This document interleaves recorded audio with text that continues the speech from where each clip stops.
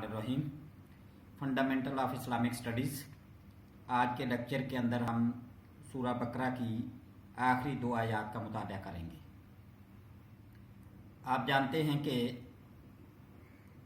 हमारे इस कोर्स के अंदर आयात का तर्जमा तशरीह और अहादीस का तर्जमा तशरीह और कुछ ऐसे टॉपिक हैं जो इनसे रिलेटेड हैं, वो हम इस कोर्स के अंदर मुताला कर रहे हैं। तो आज की ये 2 आयात थोड़ी सी लंबी हैं और बड़ी ही अहमियत की हामल हैं। मैं इसका मतन पढ़ता हूँ। औज़ु बिल्लाहि मिनश शैतानिर रजीम, बिस्मिल्लाहिर्रहमानिर्रहीम। आमनर रसूलु बिमा उनज़िला इलैहि मिर रब्बिहि वल मुमिनून कुल्लुन आमना बिल्लाहि व मलाइकतिहि व कुतुबिहि व रुसुलिहि ला नुफ़र्रिक़ु बैना अहदिम मिर रुसुलिहि वक़ालू समिअना व अताना गुफ़रानक रब्बना व इलैकल मसीर ला युकल्लिफ़ुल्लाहु नफ़्सन इल्ला वुस्अहा लहा मा कसबत व अलैहा मक्तसबत रब्बना ला तुआखिज़ना इन नसीना औ अख़्ताना रब्बना वला तहमिल अलैना इसरन कमा हमलतहु अलल लज़ीना मिन क़ब्लिना रब्बना वला तुहम्मिलना मा ला ताक़त लना बिहि वाफ़ु अन्ना वग़फ़िर लना वरहमना अंत मौलाना फंसुरना अलल कौमिल काफिरीन। सदक़ल्लाहुल अज़ीम। अब हम इसका तर्जमा देखते हैं। रसूल सल्लल्लाहु अलैहि वसल्लम उस हदायत पर ईमान लाए हैं जो आप सल्लल्लाहु अलैहि वसल्लम के रब की तरफ से आप पर नाज़िल हुई, और सारे मोमिन जो हैं वो भी, सारे अहले ईमान भी इस पर ईमान लाए हैं, और सब ईमान लाए हैं अल्लाह पर, उसके फरिश्तों पर, उसकी किताबों और उसके रसूलों पर,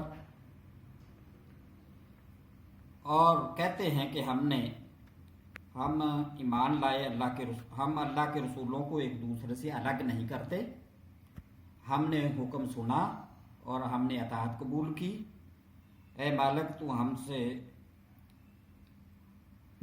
तू हमारी मग़फ़िरत फरमा और हमें तेरी ही तरफ पलटना है।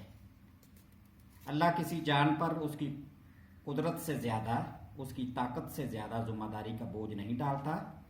हर शख्स ने जो कमाया उसका फल उसी के लिए है, और जो बदी उसने समेटी उसका वबाल भी उसी पर है। ऐ हमारे रब, हमसे भूल चूक में जो गलतियां हो जाएं उन पर हमारी गिरफ्त न कर।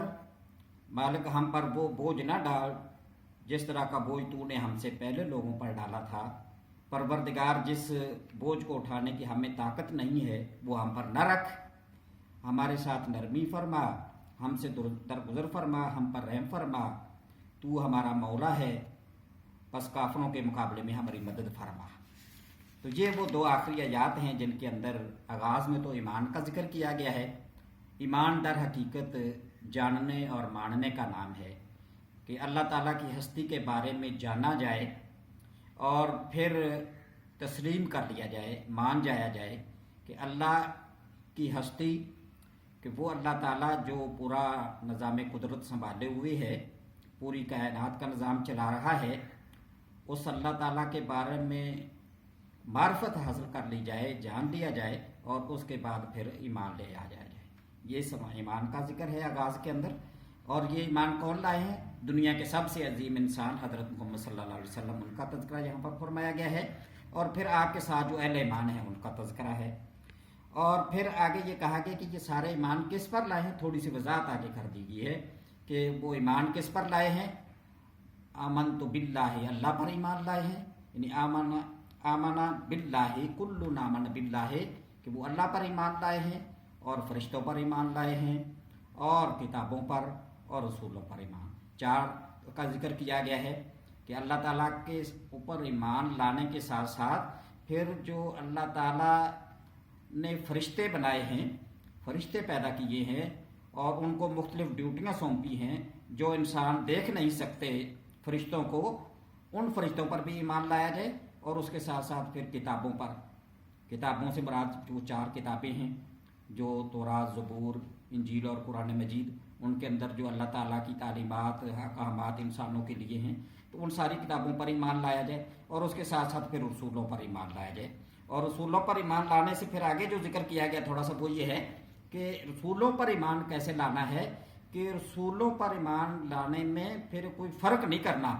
یہ فرق نہیں کرنا کہ ہم فلاں کو تو مانتے ہیں اور فلاں کو نہیں مانتے، بلکہ سارے رسولوں کو ماننا ہے. یہ اس کا ذکر کیا گیا ہے. اور پھر آگے یہ کہا گیا کہ یہ سارا کچھ کرنے کے بعد جو ایمان والے ہیں وہ یہ کہتے ہیں کہ ہم نے اطاعت سن بھی لیا اور ہم اطاعت بھی قبول کرتے ہیں. تو پھر اللہ تعالیٰ کے ساتھ اللہ کے سامنے مغفرت بھی مانگتے ہیں، اس کی بخشش بھی چاہتے ہیں کہ اے ہمارے پروردگار تو ہماری بخشش فرما اور ہم نے تیری ہی طرف لوٹنا ہے. تو یہ وہ چیز ہے جو اس پہلی آیت کے اندر. اور دوسری جو آیت نسبتاً لمبی ہے اس کے اندر یہ کہا گیا کہ اللہ تعالیٰ کسی جان پر کسی پر بھی کوئی ایسا بوجھ نہیں ڈالتا جو اس کی طاقت سے زیادہ ہو.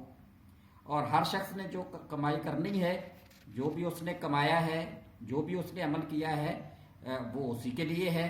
اور جو اس نے بدی کمائی ہے، کوئی برا کام کیا ہے تو اس کا وبال بھی اسی پر ہوگا. تو یہ اس کے اندر وضاحت کرنے کے بعد پھر آگے یہاں پر ایک دعا سکھائی گئی ہے مومنین کو، کیونکہ یہ آیات اس وقت نازل ہوئیں کہ جب مکہ کے اندر مسلمانوں پر حالات بڑے کٹھن تھے. حضور صلی اللہ علیہ وسلم اور آپ کے ساتھی بڑی مشکلات کا شکار تھے. یہ ہجرت مدینہ سے 1 سال پہلے کے جو واقعات ہیں وہ اگر ہمارے نظر کے سامنے رکھیں تو پھر یہ ساری چیزیں بڑے اچھے طریقے سے سامنے.